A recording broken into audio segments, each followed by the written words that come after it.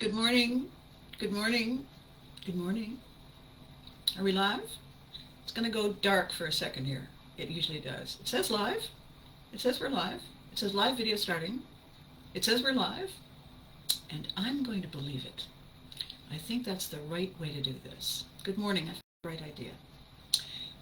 And one of them, I've actually had a couple. One of them is to go over here to the other screen and refresh it so that when you check in, we can talk. You'll write, and I will reply. How's that? Now it's going to go and make noise. Oh.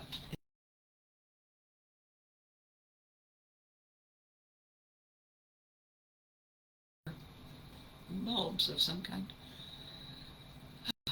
3, 2, 1.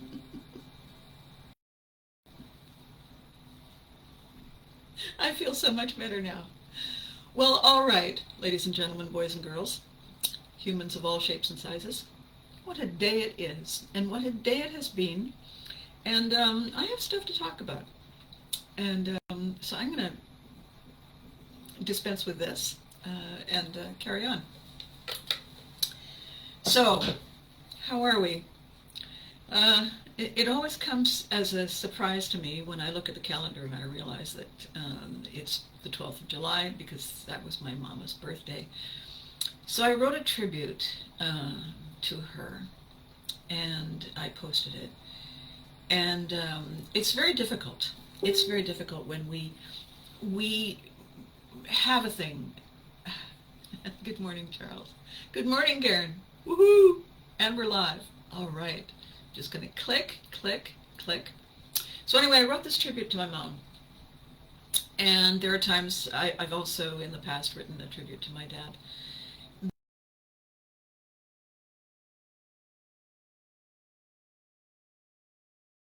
We see people going by doing the most astonishing things, and sometimes we're very envious and we say, gosh, must be nice. And and sometimes we're right, and sometimes no, we're not. And I have a book I want to talk to you about, and I have a couple of funny stories I want to talk to you about. But before that, I found some loose change on the counter, and I haven't been shopping in a while in person. I mean, I go in occasionally, but really I've kind of gotten into the habit of just ordering stuff delivered. So I was looking at the coins, and it made me laugh because Canada has unusual money, and anyone who has ever been to another country and then comes home sort of laughs because our money is all different colors, and there's a certain element of whimsy in that, and other people don't know what to make of it because their currency is usually, fairly serious business-like stuff. But we didn't stop there with the paper money. No, we have whimsy in our coinage as well. And I'm about to explain. So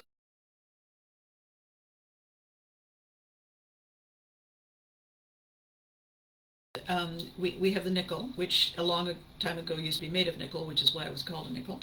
And then we have the dime, one thin dime, 1/10 part of a dollar.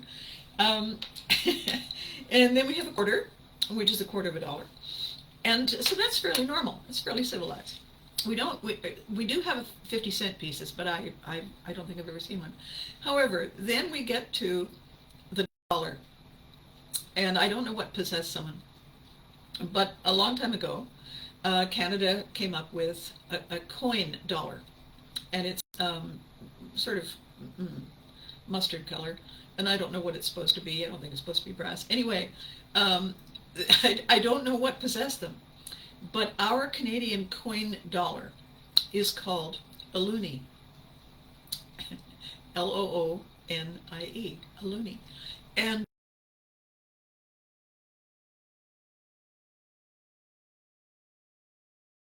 what a great name. Okay.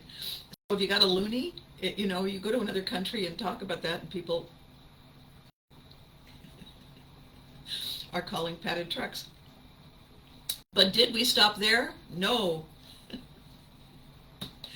We made a $2 coin. And you can tell the difference. It's slightly bigger, and it has the annoying mustard color in the middle, but silver around the outside. You'll never guess what we call it. Yeah, it's a toonie. I remember in Canada I had $1 bills. Yeah, loony and toonies. Yeah, that's right. That's right, Charles. I still have a paper dollar.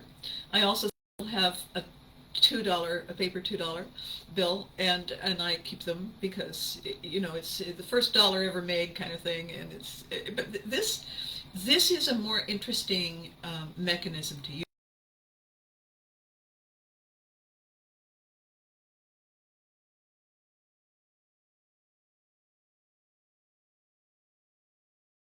Saying there's two sides to everything. And then some bright spark will say, well, no, there's three. There's your side, my side, and the truth. And then you want to smack them with a fish or something because, of course, but, and I realized something fairly interesting about using the coin, or I don't know, a frisbee as a metaphor, is that really this is what life is like. Except that we don't live on this side, and we don't live on this side. I think we live on the edge.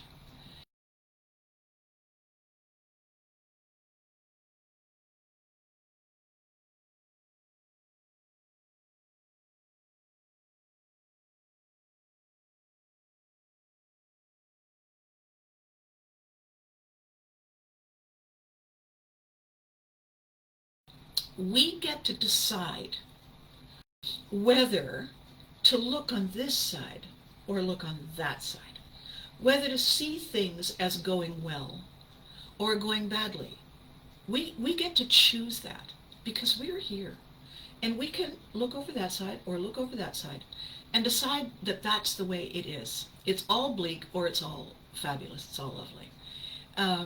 And so I saw the coin, and then I was sitting down to write about my mom, and how I structured my story and tribute to her was I talked about all the glorious, glamorous, crazy stuff, and then I talked about the sad, sad reality and how she died. And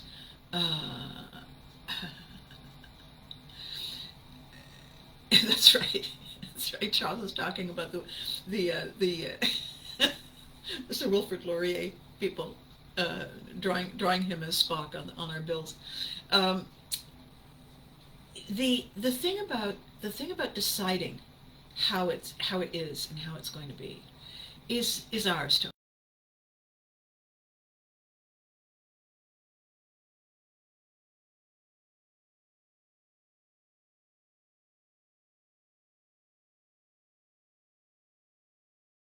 And we're rolling along smoothly, then there's no reason for us to think that it's terrible. We meet people who are saying, well, it's going well now, but it probably won't in a minute. And you think, well, that's charming. And you want them to go away. You want them to go and be grumpy over there. I used to tell people that if they're going to be like that, they should go to the bottom of the garden and talk to the worms. Because, of course, it can be bad.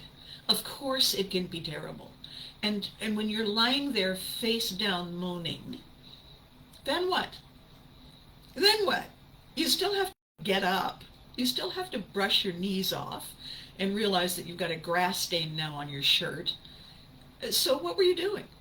You keep going, so you might as well keep going in a positive way. And if you made a colossally interesting mistake, pay attention to it. Look at it. Don't live in shame of it. Don't rue the day. Don't wander around with your tie in your zipper. Look at it. How did you make that mistake? Pay close attention so you don't make it again. And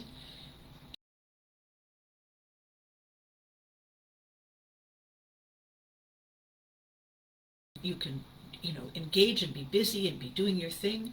You can be wistful that things were better, or you can be really, really wistful that things weren't worse, or wallow in it. we have all these amazing choices. And as with the flip of the coin, we can pivot. We can pivot and choose to own it the way it works as opposed to the way it doesn't.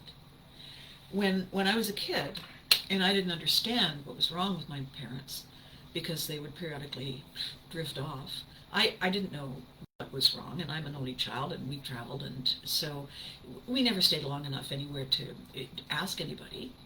And so you just assumed that every so often they checked out. And what was alarming for me was that there weren't any warnings that they were about to check out. It's just I was having a conversation with them, and then I realized I wasn't having a conversation with them. It was unsettling. It was like, you know, when you're climbing stairs, or coming down the stairs, and you're walking and you think there's one more and there isn't. You're already at the bottom, and you kind of because you have a momentum. It was like that for me a lot as a kid. And I wasn't scared because I didn't know I was supposed to be scared, or it wasn't frightening. It was just very confusing.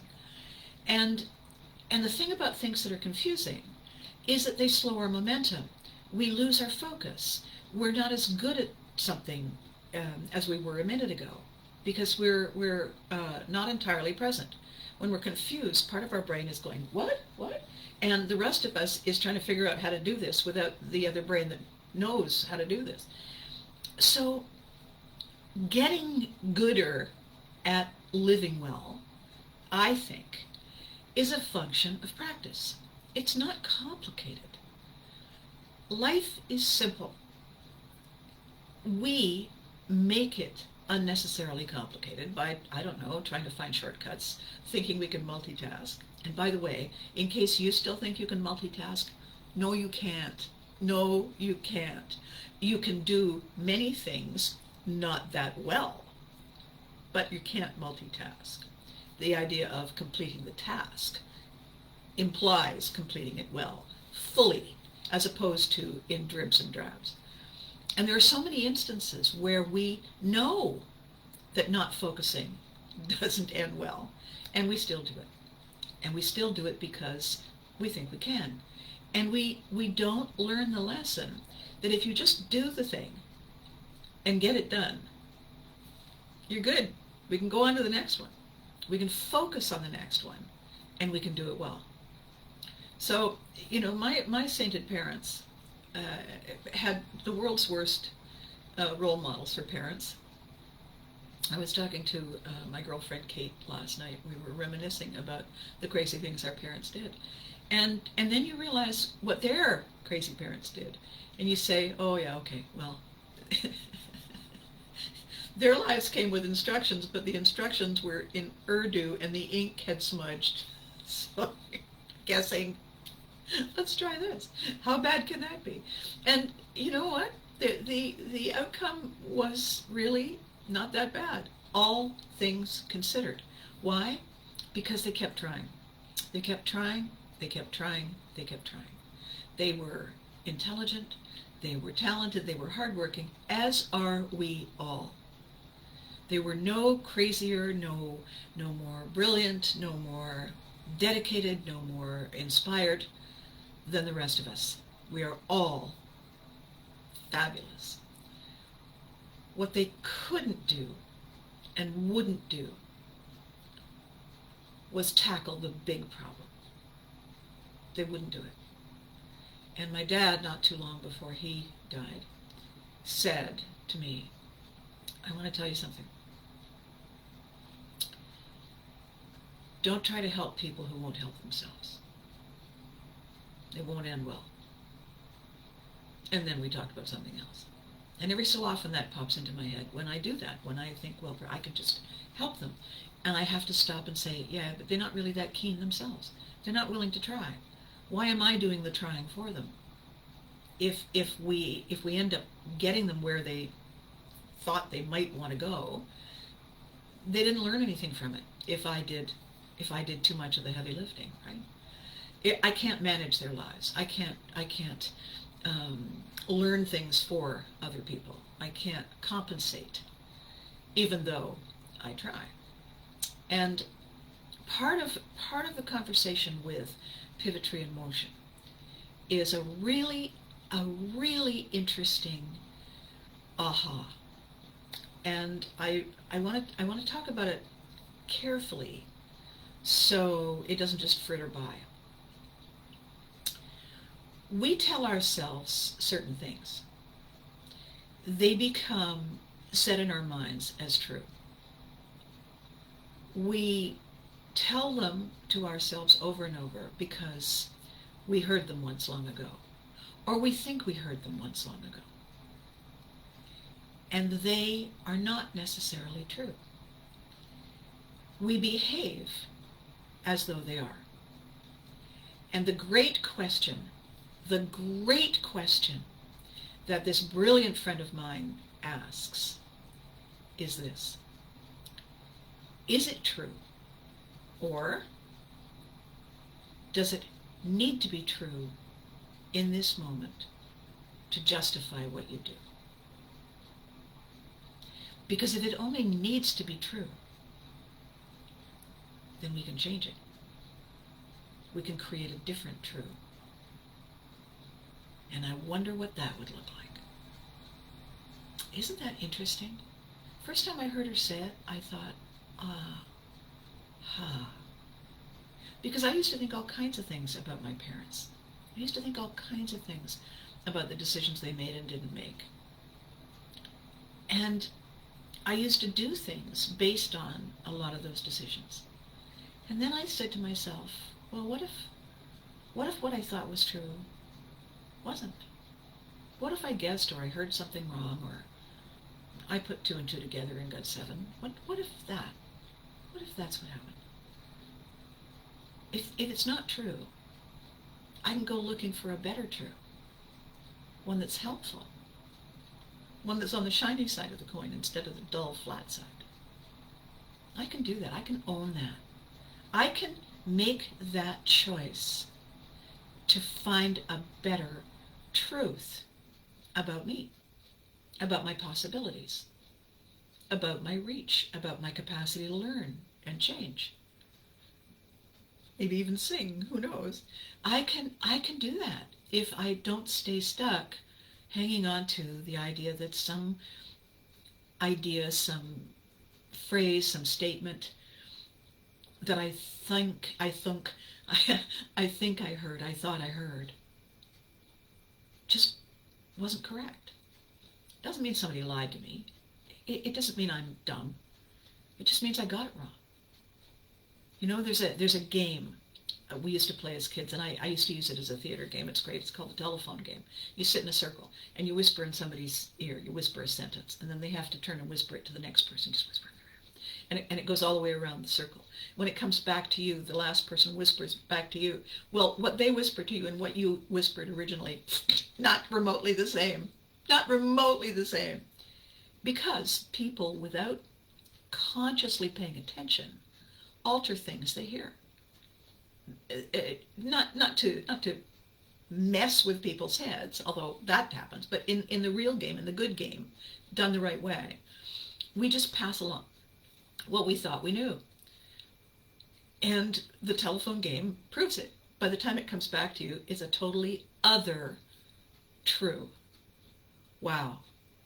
How interesting is that? If that can happen in a room full of 10 people, what do we carry with us from the time we're 5, 3, 7, 42? What is it that we carry? How true is it? We can't necessarily go back and ask, but we can take a step back and say, well, so if this is this, and if this is this, and this is this, then that makes no sense. It doesn't work. One of these things must be wrong. It might be me. And if we change, if we hear it differently, exactly, Karen. People ask me lots of things and I hear them differently. Yes. And the reason we hear differently is, are we listening? Are we multitasking? Do we come from a different place? where our definitions of ordinary, everyday things are just slightly different, just a little different. And so when somebody says this, we change it to that, because for us it's the same meaning. It's so innocent. But if people are literal, and I tend to be quite literal, and somebody said, what do you mean by that? What do you think I mean by that? I said, I want a sandwich. Which part of any of those three words sounds like duplicity to you? And so I think a lot of what we struggle with, we are the ones who make it overly complicated. We stick with things we thought were true. We want to be true because it feels easier. It's not. If it's wrong, it's not easier. We keep tripping over it. What you're saying when you say it's easier is you're saying you're lazy. You don't want to change. So before I get to the book, and the book is incredible, the book is one of those things that you blink. You blink when you hear it. So if you don't want to change because it's too much work, it's also a little bit of fear. We have our brains separated in different sections, and I've talked about this. So the front parts, there's two conscious brains that think they're in charge, and there's the subconscious brain at the back that does 95% of the work and has no idea what else is going on. And frankly, Scarlett doesn't care. It's doing what it does. And its primary job, because it's such an ancient brain, its primary job is to keep us alive. And so it follows a routine. The routine is, if it ain't broke, don't fix it. So if we've stayed alive by doing this, then we'll keep doing this. What do you mean? Why are you changing it? What are you changing it for? If you change it, no, that'll be dangerous. Change to this brain is perceived as a threat. And so it does everything it can to prevent change, even when change is for good. If it doesn't understand that it's not good, it's going to resist. And so it makes us tired. It makes us lazy. It makes us distracted. It makes us fearful. It makes us suspicious. It makes us all kinds of emotional things that keep us firmly stuck.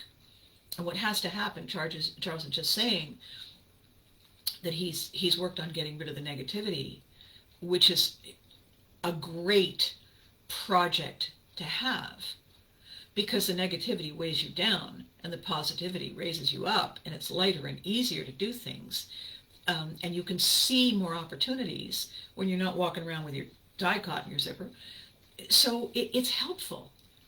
It takes work. It doesn't take difficult work. It just takes repeated work. It takes developing a habit. Simple habit, one simple change, every day. Every day. No matter what. It's raining. Do it anyway. I'm tired. No, you're not. Do it anyway.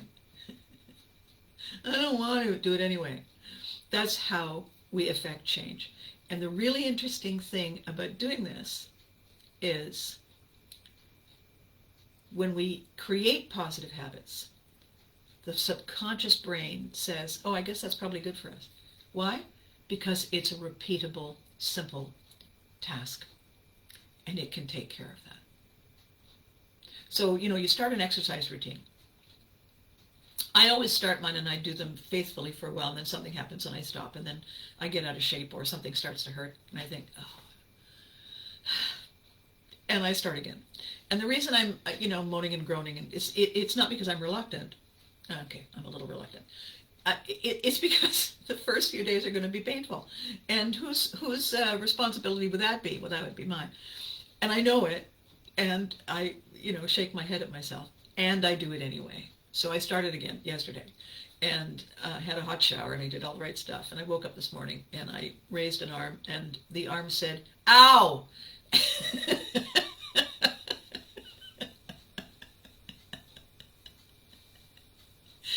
And then I turned at my waist, and my waist said, "You're an idiot."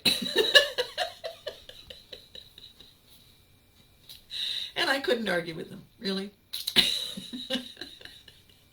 I'm sure they're all in there, all these muscles and nerve endings, thinking, why is she doing this to us? If she would just stick with the program, we wouldn't be in pain.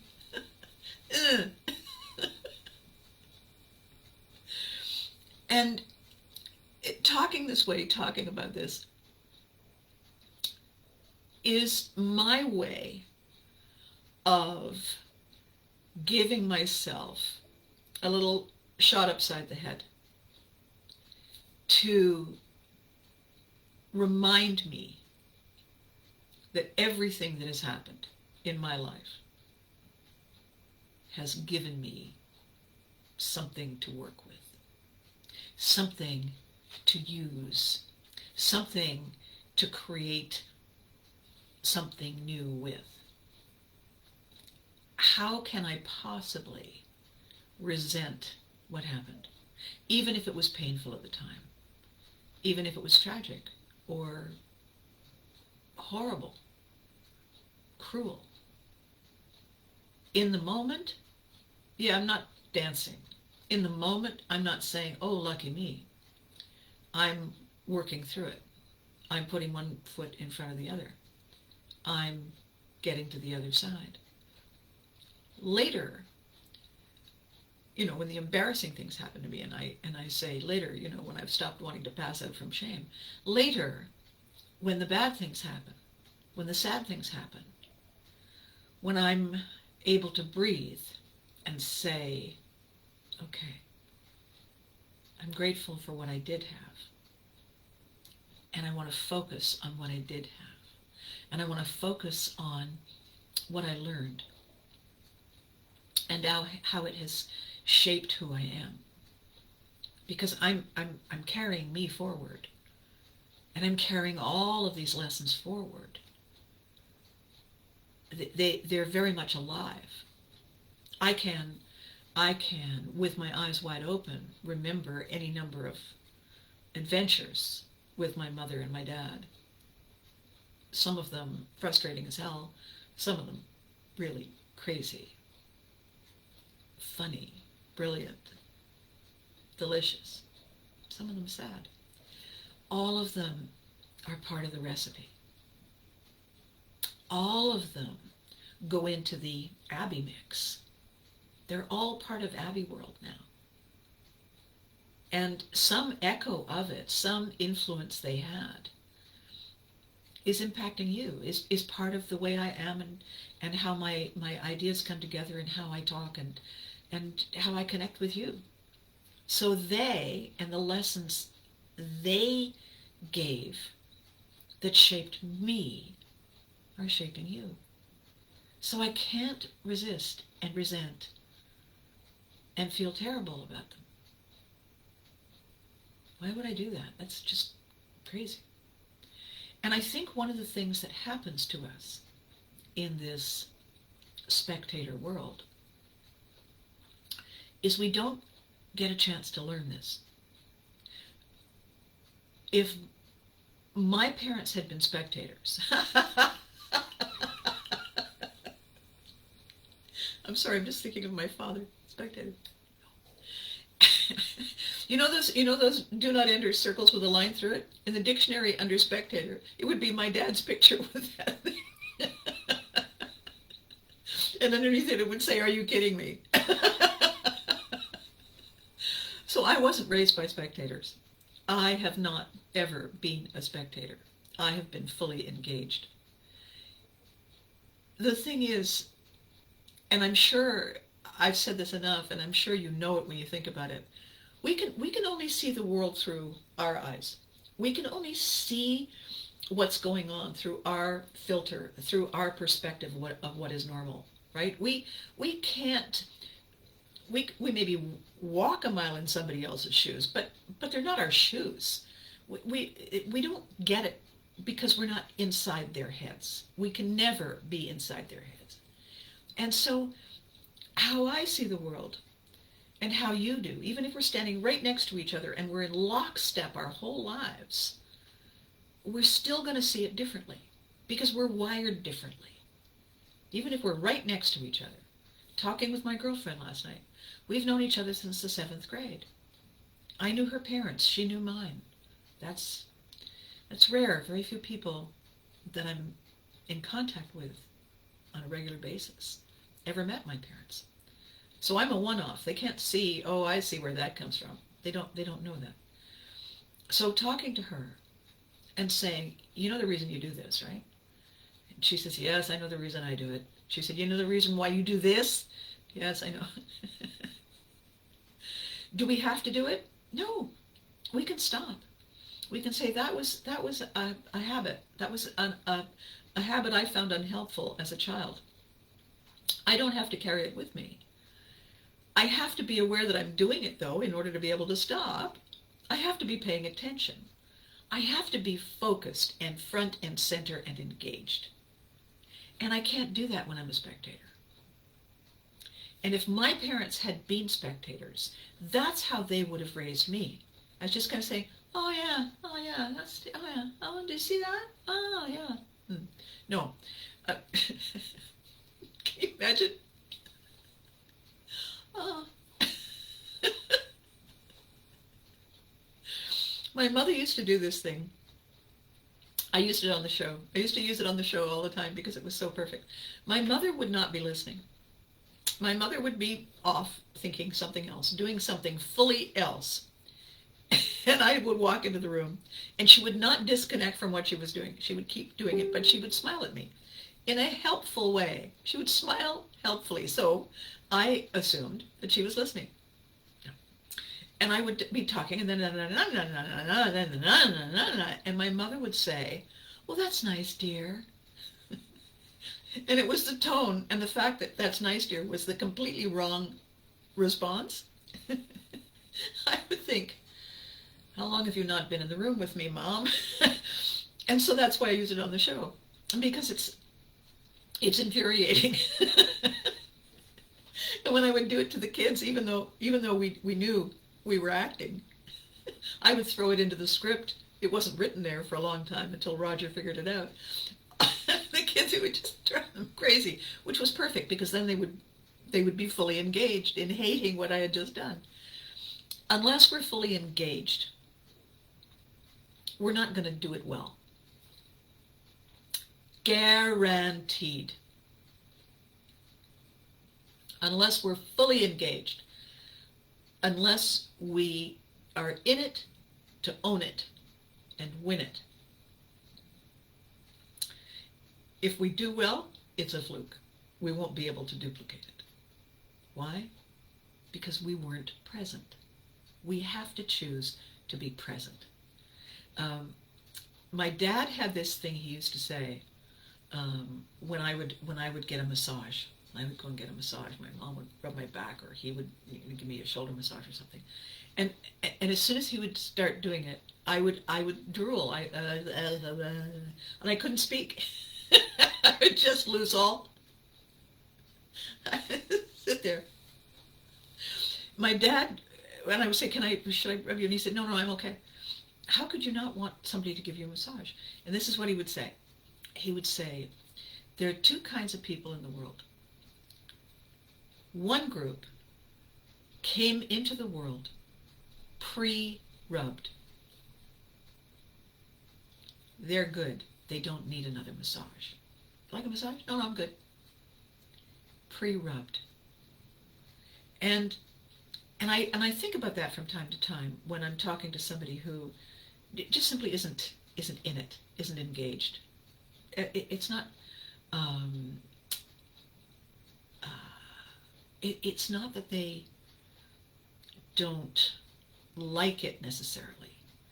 It's just that it doesn't do anything for them. It's a waste of time. I know people who feel that way about food. They're not foodies. I'll eat. I mean, I know I have to eat. I know I'm hungry. But I can eat anything except that. They're fully present when they say except that, because they know they don't like that. It's the opposite, right? So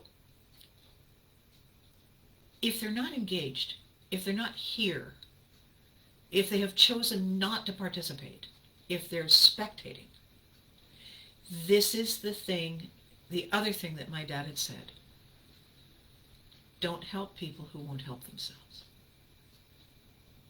Help somebody who is trying to do something, but if they're just standing there waiting to be run over, my God, get out of the road. Oh, I don't care. Okay, drag them out of the road. Eventually they're going to go back and stand there again because they don't care. And then your life is all about compensating for them. If we engage, we are fully present. We are living. We are here. If we want it, we must commit. We must connect. We must ask ourselves, am I in? Am I in the boat? Am I in it to win it? If not, have the decency to tell the people who are counting on you.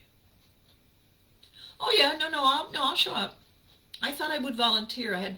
Why? Do you love this? No, it was something to do. Okay, don't help me then. Don't volunteer to help me if it's something to do. No, I want the passion. I want the passion. So I only see the world that way. I see the world as passionate all the time. I'm in it all the time. The only time I'm not in it is when I'm asleep, and then I'm completely asleep. I know that other people aren't. I can hear it. I can see it on their faces. I can witness it in their behavior and their results. I can't fathom why they're not in it. They just came pre-rubbed. They came pre-passionate or post-passionate. They were in it to win it sometime else. You feel like going out for a bite to eat? I'm starving. Oh, okay. I'll come with you. I'll just have a drink. Maybe eat all your fries. It's like dragging something damp. I don't know. Trying to walk purposely while dragging a very large dead fish. If the fish isn't going to come with you by itself, then it can stay home or in the water or wherever it is. It's frustrating for someone like me. The best I can do is step back, remember my dad, and respect what people tell me. It's hard. I have to really be focused. I have to really be listening. I can't be spectating. I can't be doing my mom thing when someone says, I'm really not interested in going. If I say, well, that's nice, dear, I'll pack you a lunch, I'm not respecting where they are. Where's my coin? It's the two sides thing. I'm seeing this side. I'm here. I'm on the edge. I'm seeing this side. I know there's another side. I don't have to live there. I have to respect that it's there. Interesting. Interesting. Very kind of weird, profound thread that I'm going on today. However, every time I think about my parents and I think about how amazing they were, and then how resolved they were to stop, it's the moment that I stand there and I can't see the switch that got flipped. And I'm curious, endlessly curious. So when I have those moments, when I have this anniversary, I end up kind of going there. So enough about that. I want to talk to you about this incredible book. Live Your Life was quite a process. It's, how many pages was it? Oh my God, it was 420 pages. No wonder it took a long time. So here's what happened with Live Your Life. Jill Perullo lives in California.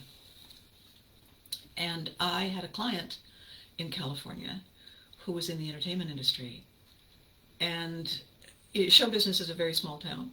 And she found herself talking to a promoter who knew Jill's family. And the promoter said to my friend, "Do you know anybody who does ghostwriting?" And my friend said, "I do. She's in Canada. What would you like me to say to her?" And he said, "Well, I have this client, and her story needs to be told, but she's not capable of telling it herself." And so my friend called me, and I called him, and we had this conversation. And then he said, "Okay, I'm gonna give her your contact information, and she'll reach out to you. I don't want to spoil it. I want her to tell you." So cool, new book client. And we'd worked out all the details. Can we do it? Can we afford it?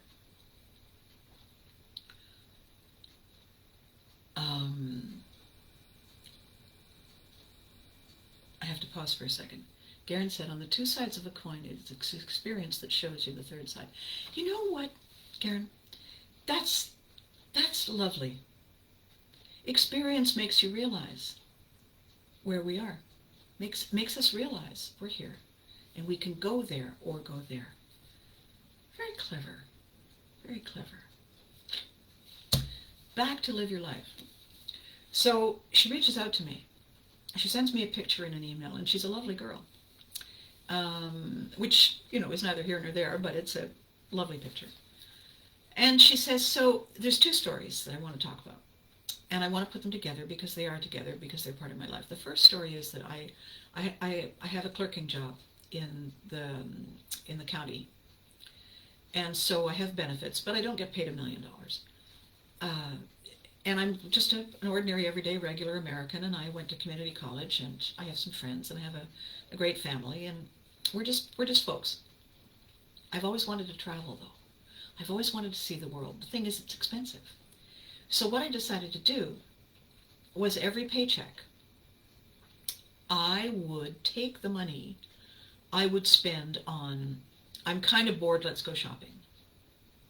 As soon as I heard myself thinking, I'm kind of bored, let's go shopping, or I have nothing better to do, let's go out for drinks. And my decision was that if I really wasn't keen on it, if I really wasn't into it, then all I was doing was throwing the money at my boredom. And I would take the boredom money and put it away. Put it away where I couldn't touch it.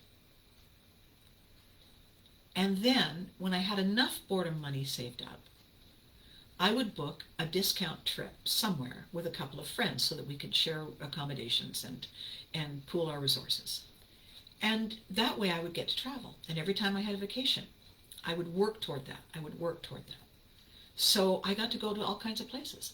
And everybody I knew, everybody who had the same kind of job I had and made the same kind of money I had, couldn't figure out how I did it. Well, it must be terrible scrimping and saving to go. It wasn't terrible. I just chose not to waste my time and my money on boredom stuff, on stuff I wasn't into. And every time I did that, when somebody said, "You want to go for a beer, or do you want to go and do this, or you want to grab that?" And I would hear myself saying, "Oh, I don't know." As soon as I did, I would say, "You know what?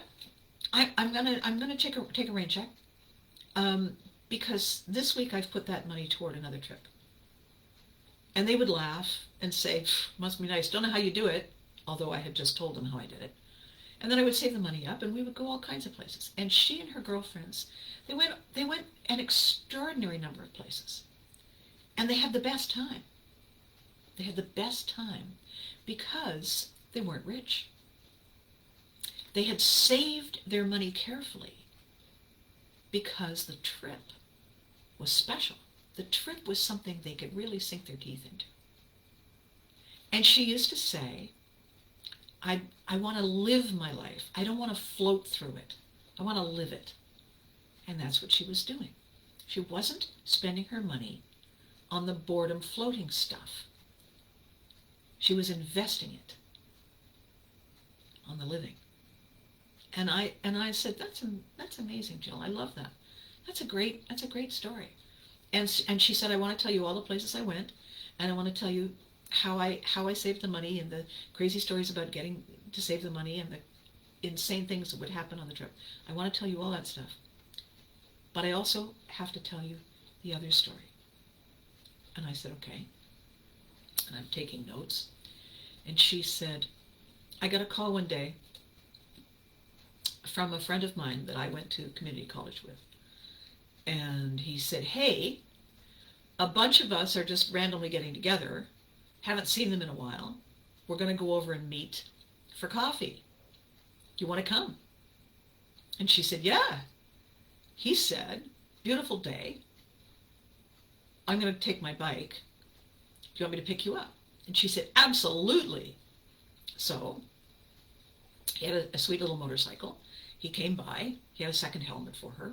Very safe, very careful, good driver. She's great. Hey, it's good to see you. Gosh, it's been such a long time. I can't wait to see all the people. And she gets on the bike, and they're on the highway, and they're just doing what you do. It's a beautiful day. They're enjoying themselves. They're doing what you're supposed to do. And they got clipped by a car that passed too close to them and wasn't paying attention, wasn't looking to see if he was too close to the bike. And it just touched the back of the bike. And it happened so fast that the driver didn't see it. And she wasn't looking back. She's looking ahead and enjoying the day. It's just all of a sudden, out of nowhere, bam! And it was, she said, I don't actually have a memory of it, except occasionally, fleetingly. I'll see something spinning.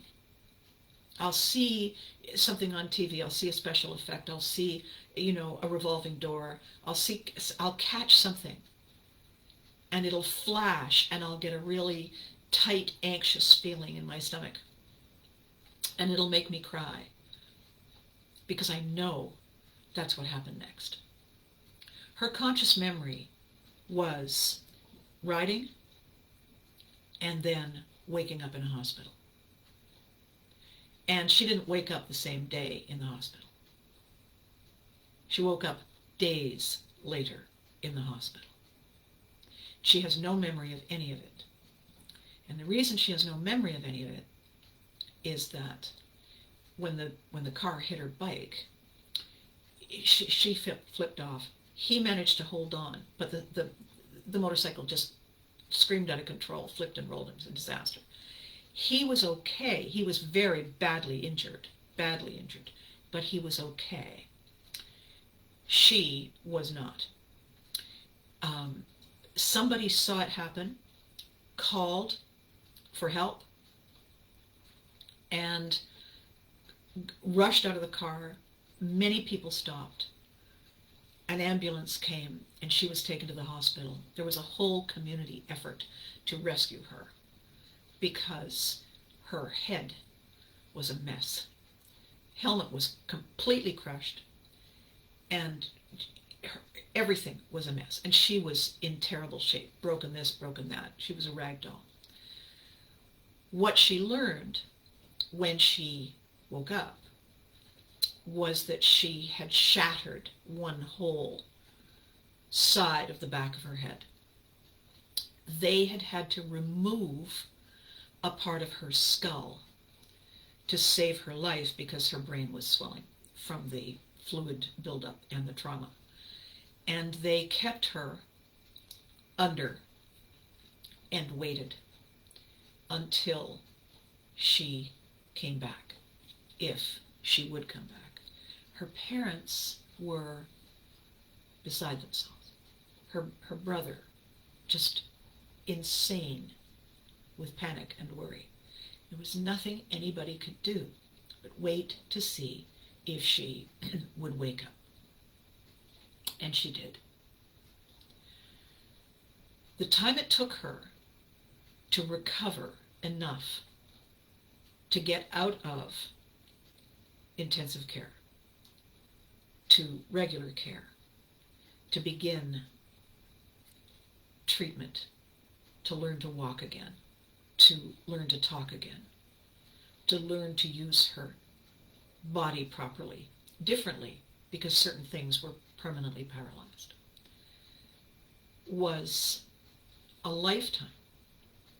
It was one endless day. When she was finally discharged to a rehab facility, and she had therapy every day, it was another endless day. She made some discoveries about herself, and that is she is more triggered to be emotional than she used to be. She has difficulty remembering things.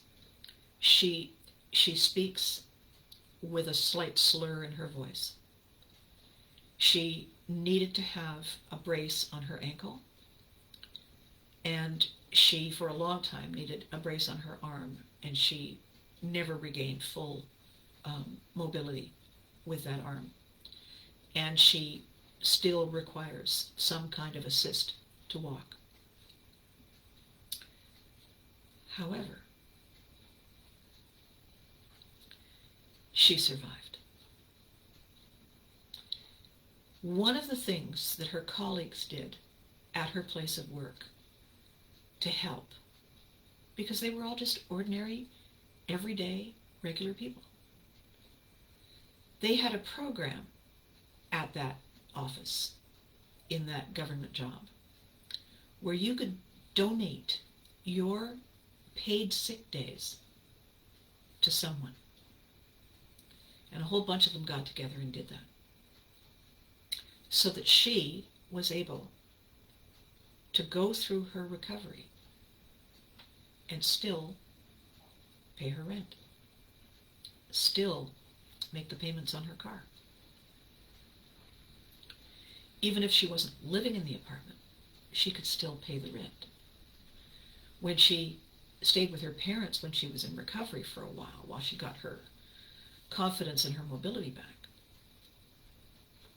she could contribute because they contributed.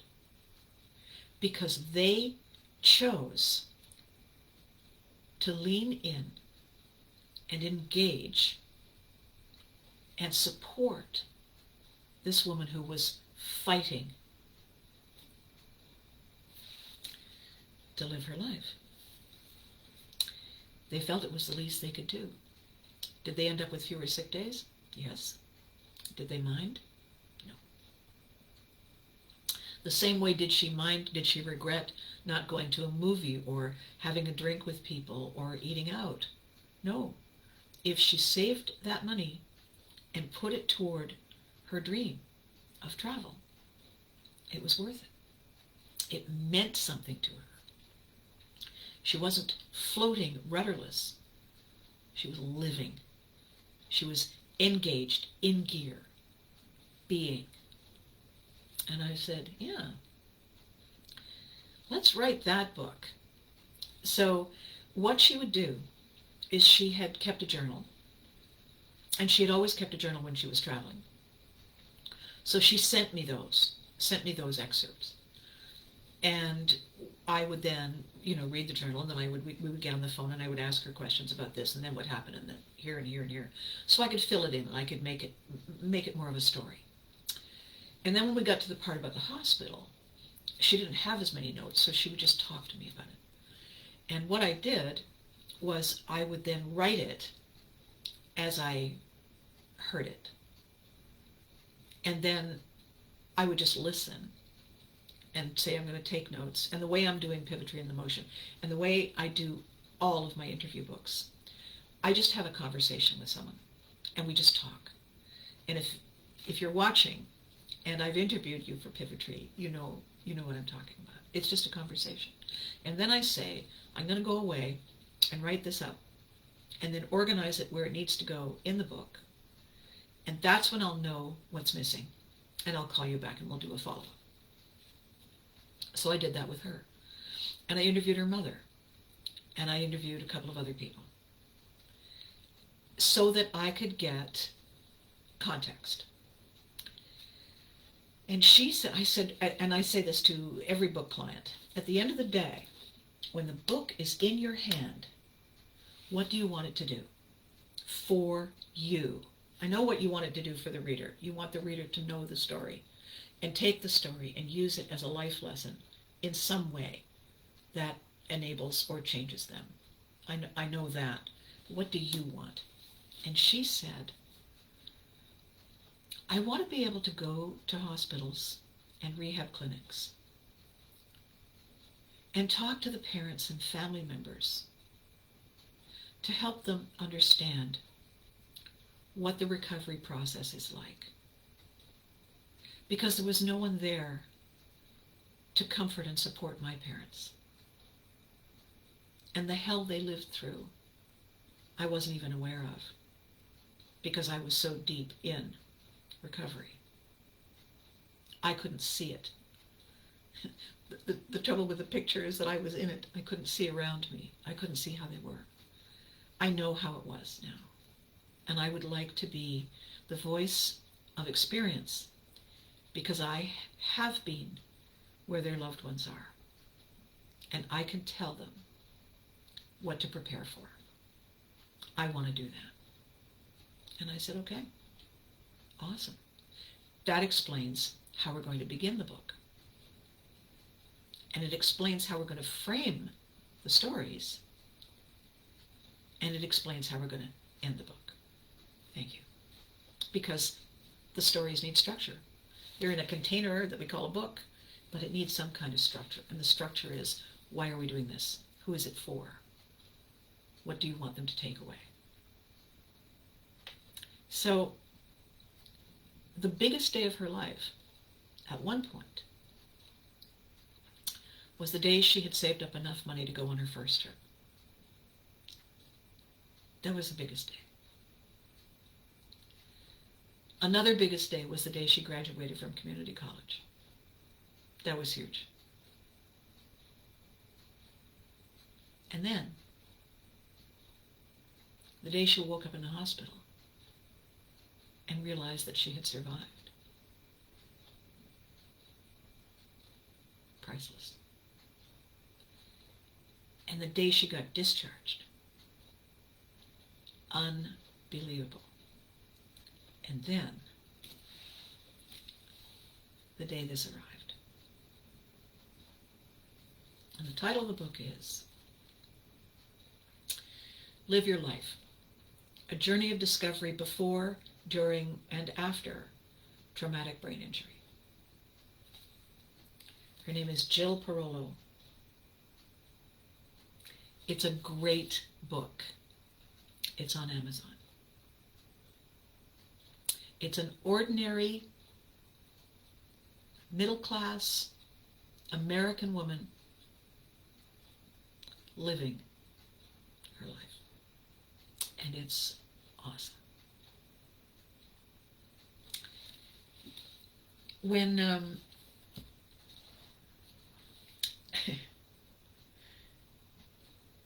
picture on the cover, by the way,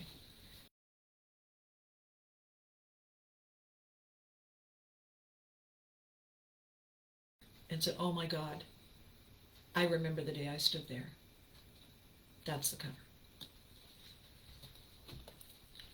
Her memories are fleeting. They come in and out. And when I was talking to her one day, it suddenly struck me that was probably why I have blank spots in my memory of things.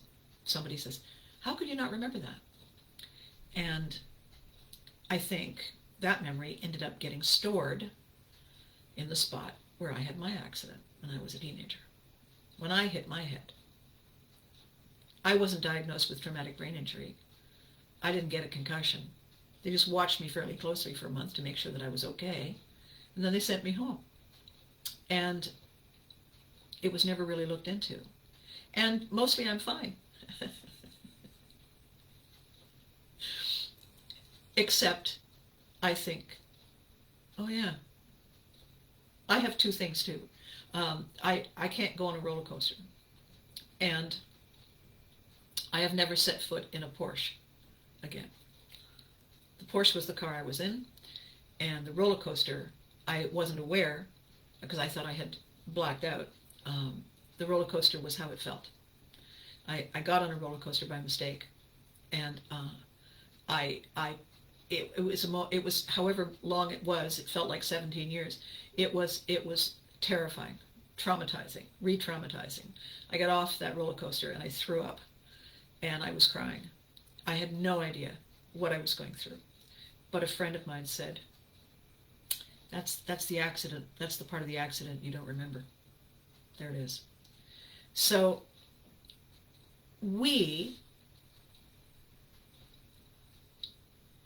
Charles is saying the same way when Kat had her accident, it was so fast for her. Yes, Charles. So Charles's wife was in an accident, bam, and it happened so fast.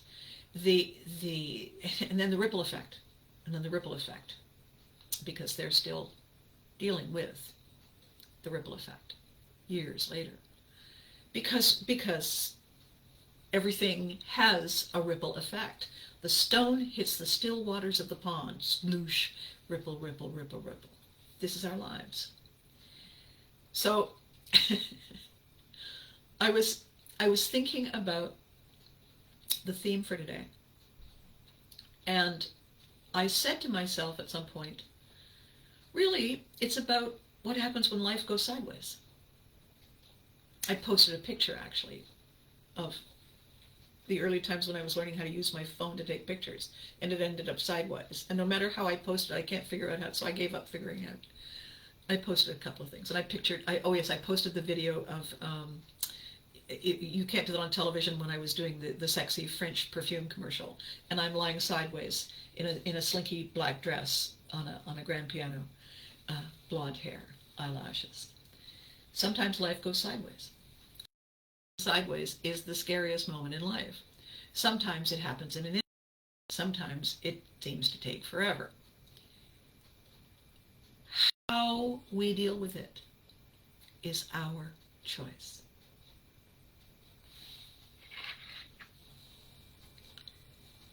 All of life is sideways. We are on the side. We're on the side. We're on the edge of our lives. Good days, bad days. Perception. It can go sideways. It can go sideways. It can go sideways. Our choice. Our choice in how we perceive it. So here's the story. I had a Jeep. It was made by Chevrolet. It was this kooky looking little Jeep with a canvas roof. It was white, and they'd put a big paint splatter wrap on it. It's adorable.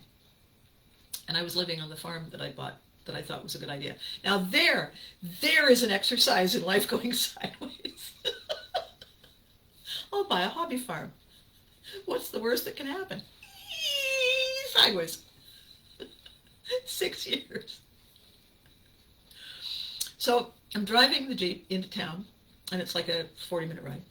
And it's one of those days, Ottawa, Canada gets this weather experience event. We get a lot of black ice. Black ice isn't actually black. It's the pavement that's black. The ice doesn't show itself. All that happens is that the road ahead looks wet. So what you have to do is you have to pay attention to the temperature, because if it's just above or just below the freezing mark and there's high humidity outside, that's going to be black ice. Here's what happens when you hit black ice. Traction control becomes a loose philosophical term. It immediately ceases to be a function of any kind. It is a concept, possibly attainable at some point in the future, possibly something that we can fondly remember from the past, but in the present moment, no. So if you are not aware, if you have not been through this, if you have not been through it, the recognition that your brakes are not brakes, that pumping them does nothing, nothing, except maybe exercise your calf muscle. and that if you do anything with the steering wheel, you're out of your mind. Because if there is any tread at all, any interference on the surface at all, and you turn the wheel, the car is capable of doing this.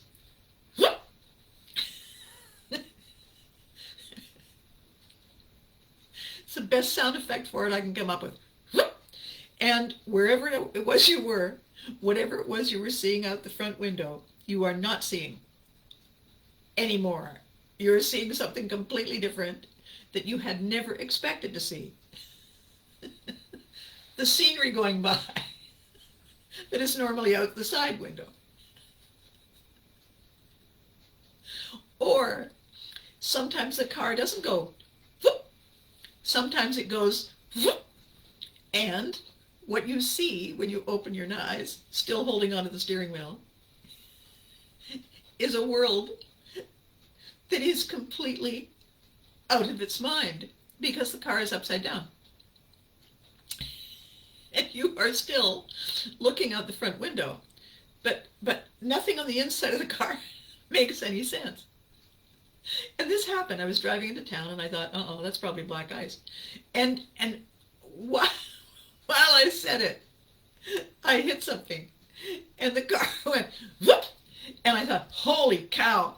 And I grabbed the steering wheel. Big mistake. Big mistake. It's that line from Pretty Woman. Big mistake. Big, huge. I grabbed the steering wheel. And the car went whoop. And I landed upside down on the side of the road. Thank you. Thank you. So I'm sitting there. I have a seatbelt on. I'm holding the steering wheel. And I'm staring out the window. And I'm thinking to myself, you know, there's a lot more room in here.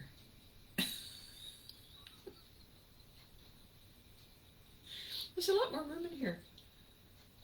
I couldn't grasp. I couldn't grasp why it felt bigger. And it was because everything was out of context. And everywhere I looked, I had all this space. I looked outside.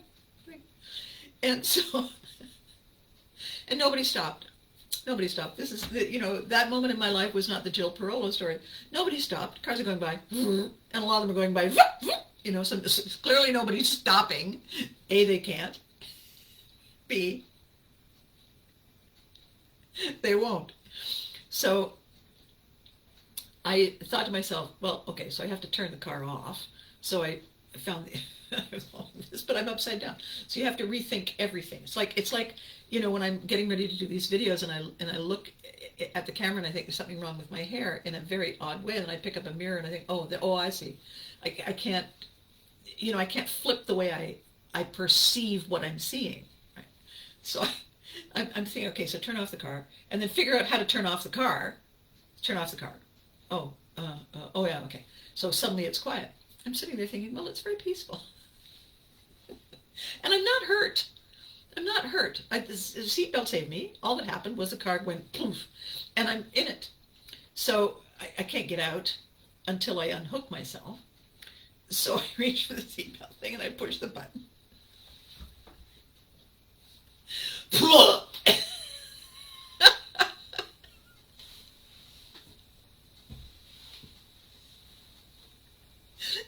And I'm in there upside down saying to myself,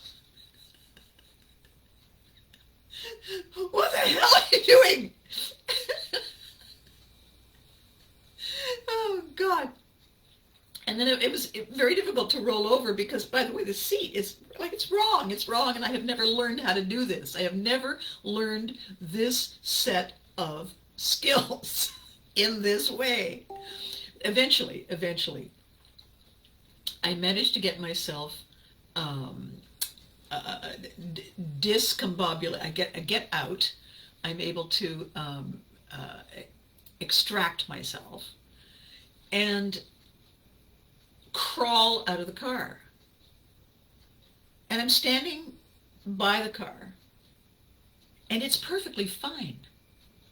There's nothing wrong with it other than it's upside down because it had landed on some old snow that wasn't rock hard.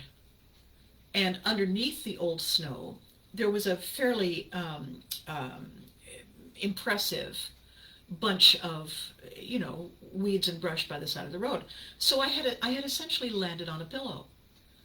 And I wasn't hurt. Nothing was, I thought, I'm going to be a bit sore where it pulled probably, but I was fine. And I was watching the cars, zigzagging and whatnot. And a trucker stopped. They have traction. And he saw, I guess, up ahead, or somebody had, radioed him that there was somebody by the side of the road. And he pulled up behind me slowly. And then, hit his horn, boop, and I jumped 400 feet in the air and turned around, and there he was. And he's laughing, he's waving, So I reached in, I got my purse, got my keys, and I walked back. And he said, but that was interesting for a couple of seconds. And I said, yes, yeah, that was really, in a blink of an eye. And he looked at me and he said, life's like that. Do you want me to call somebody to tow the car? Yes, please. So I gave him the thing, and he called my mechanic, and they came, and all was well. When I walked away from that, and the car was fine, I had the mechanic look at it. It was a bit scruffy, but so what? When I walked away from that, I thought, see, there was an accident that was manageable. There was a moment, just that blip, when the rules, the laws that we live by, I don't mean stop at the stop sign, look left, look right. I don't mean those laws. I mean the laws of physics and thermodynamics and attraction and whatever. The laws that we live by sometimes have a blip, have a wrinkle. It skips. And in that moment, we stumble. And then we correct ourselves. We right ourselves. So here I guess is the thing. Yeah. It's crazy coming into a video without really seeing the clear path. And but I have faith in the little guy in the back who hands me stuff. If we do not have the habit of leaning in, if we do not have the habit of being present, of living,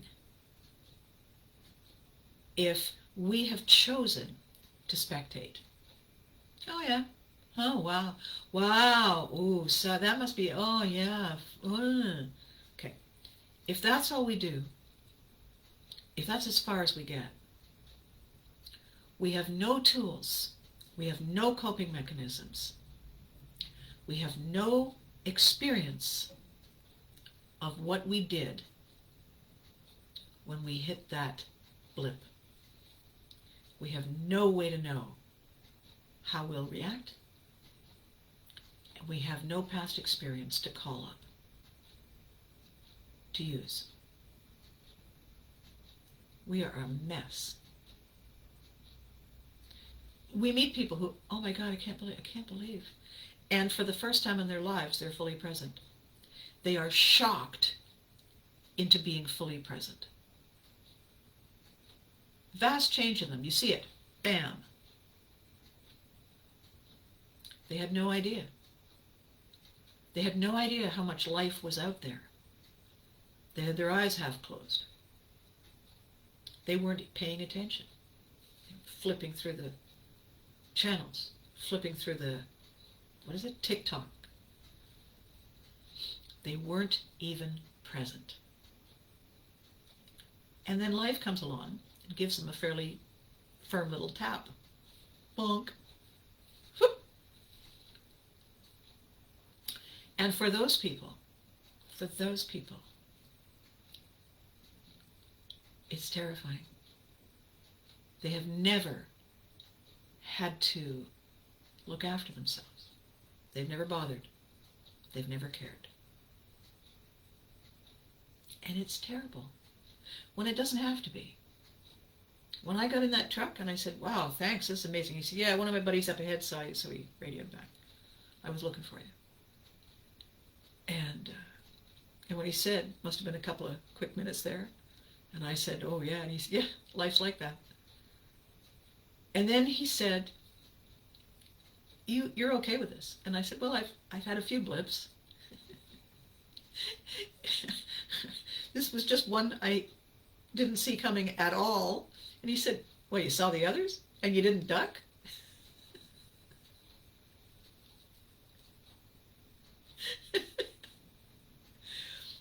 The most profound conversations happen when we least expect them.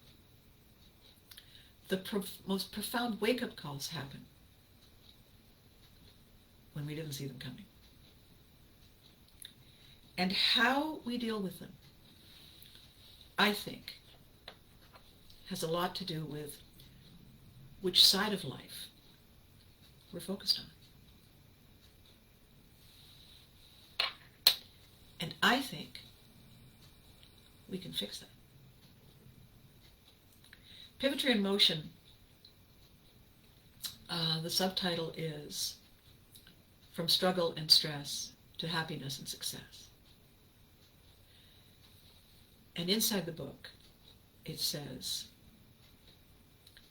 wouldn't it be incredible if we've just been facing the wrong way?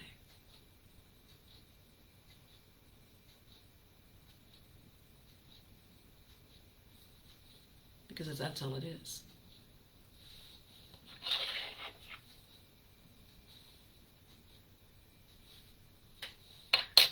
That's all it is. How's that for an aha?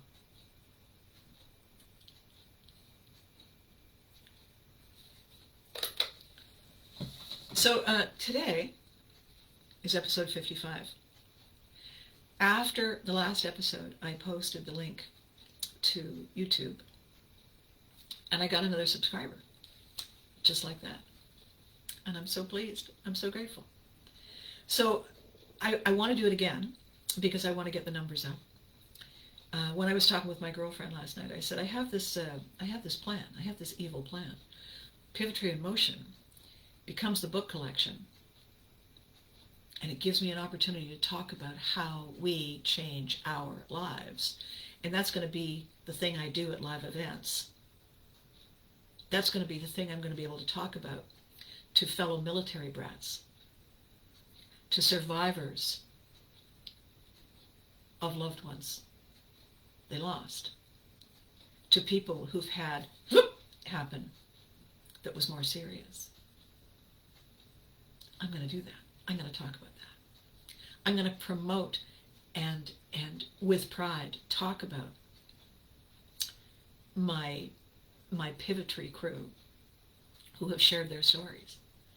7 little books, the collection, and in the 5 books in the middle are all your stories. Because Pivotry in Motion is this thing that we all do. Is that exciting?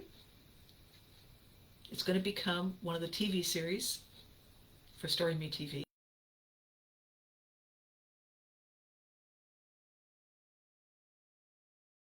To say, yeah, that reminds me of me. Oh my God. Hey Abby, you need to interview my uncle. And you know what we're going to end up with when I do that? A community. I saw somebody say the other day that your business has to be fluid enough flexible enough to survive when the platform it's built on crumbles. That was what made me think of Story Me TV in the first place. And then we had an internet thing, a glitch, and we had a power outage. And I said to myself, well, the internet and electricity, we rely on them for so many things. However, they're fragile. Which platform is it going to be that is going to allow this concept, my idea, these stories to survive? Which platform is going to be the most fluid and the most flexible? You know which one it is? It's when I come and see you live.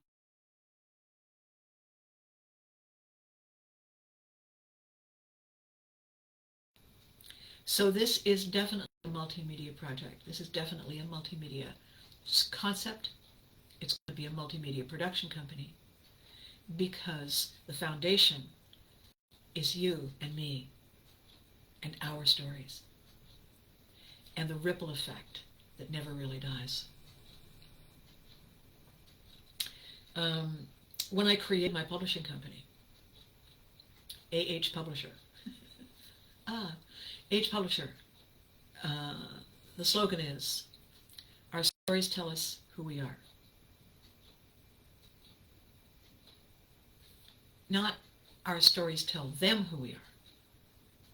Our stories reveal us to us. What we have to do is hear them repeated back to us. That's the first half of the slogan. Our stories tell us who we are. The second,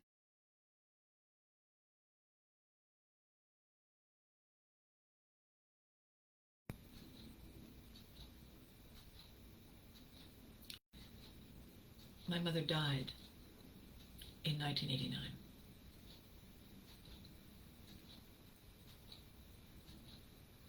I'm still talking about her today.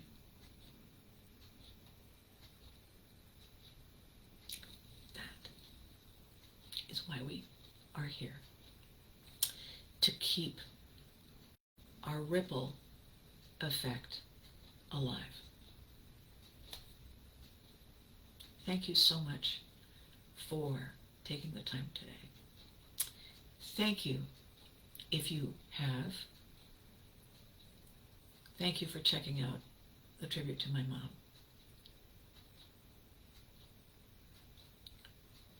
Based on all of this today, the thing I always end with really applies.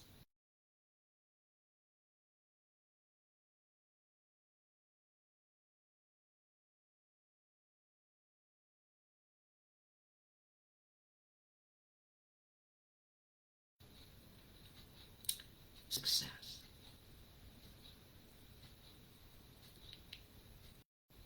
And you deserve it. Remember to hug your loved one. See you Thursday.